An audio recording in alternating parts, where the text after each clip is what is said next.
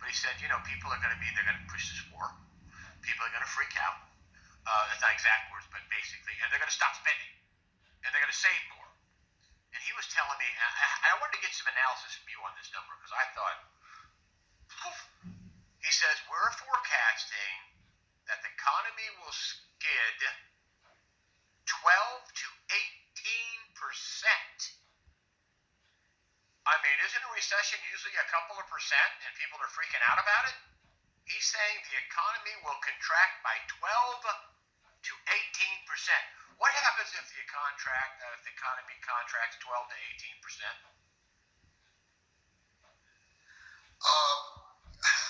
I think 12 to 18% is extremely optimistic because, and I've spoken about this for many years, when credit breaks down, the entire economy is going to stop. And I'm not talking just in the U.S. This is going to be a global event.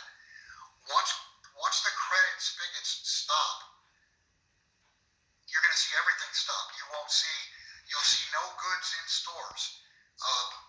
You may or may not have water. You may or may not have electricity. Who knows what's not going to work? But just understand that everything runs on credit. So without credit, I mean, you could easily see, I think you could see a 60 or 70% drop in actual GDP.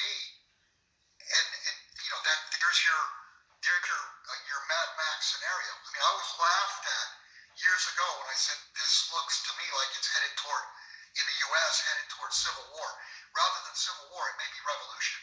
And I was laughed at, when I talked about Mad Max. But without credit, that's exactly where we're going. And, if credit fails, 12 to 18% would be just the initial shock. Within a month or 2 months, you'd have at least a 40 to 50% drop